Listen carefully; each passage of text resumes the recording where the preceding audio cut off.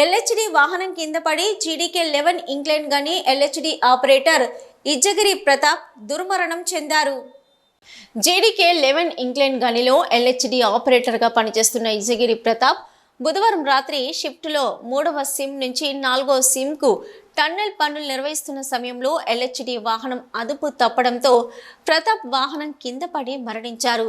ప్రతాప్ పార్థివ దేహాన్ని గోదావరికని సింగరేణి ఏరియా హాస్పిటల్లో ఉంచగా గుర్తింపు ప్రాతినిధ్య సంఘాలు ఇతర సంఘాల నాయకులు ప్రతాప్ పార్థివ దేహాన్ని సందర్శించి కుటుంబ సభ్యులను ఓదార్చి మనోధైర్యాన్ని నింపారు.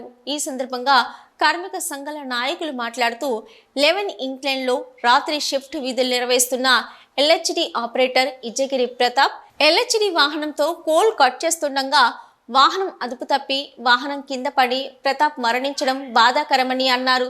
సింగరేణి యాజమాన్యం రక్షణ చర్యలను సరిగా చేపట్టకపోవడం మూలంగానే ఈ ప్రమాదం సంభవించిందని, టన్నెల్ పనులు అంటేనే ప్రమాదకరమైన పనులని, ఇలాంటి పనులను సంబంధిత సేఫ్టీ ఆఫీసర్ పర్యవేక్షణలో నిర్వహించవలసి ఉండగా కార్మికుల ఇష్టానుసారంగా వదిలివేయడంతో ఈ ప్రమాదం సంభవించిందని ఆరోపించారు. యాజమాన్యం ప్రమాదానికి కారకులైన అధికారులపై చర్యలు తీసుకోవాలని, ప్రమాదంలో మరణించిన కార్మికుడి కుటుంబంకి వారికి సూటబుల్ జాబ్ ఇచ్చి కార్మికునికి రావాల్సిన పర్మనెంట్ బెనిఫిట్స్ తక్షణమే అందించాలని, ₹1,00,00,000 ఎక్స్గ్రేషియా అందించాలని కార్మిక సంఘాల నాయకులు డిమాండ్ చేశారు.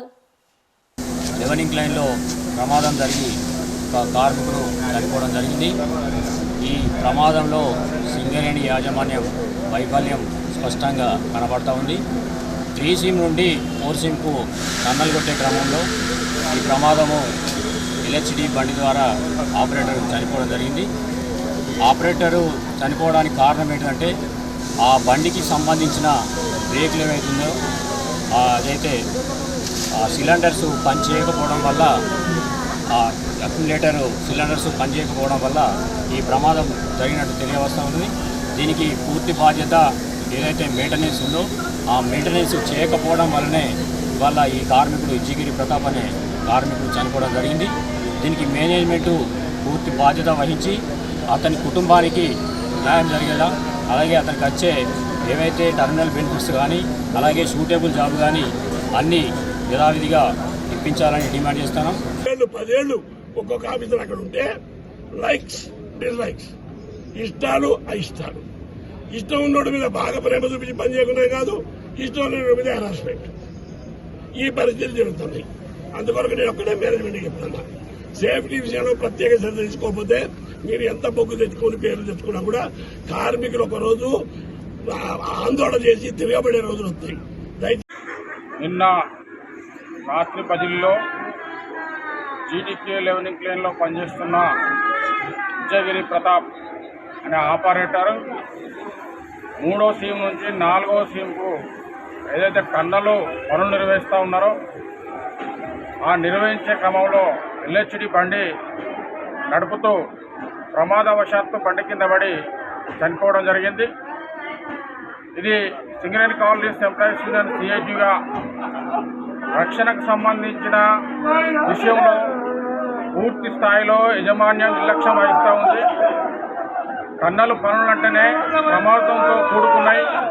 ఆ ప్రమాదం జరిగే ప్లేస్లను మేనేజ్మెంట్ గుర్తించి సంబంధిత సేఫ్టీ ఆఫీసర్ పర్యవేక్షణలో జరగాల్సిన పనులను కూడా ఈరోజు అట్లా చేయకుండా కార్మికులనే ఇష్టానుసారంగా వదిలేసి ఈరోజు ప్రమాదానికి గురై చనిపోవడం అనేది దురదృష్టకరం.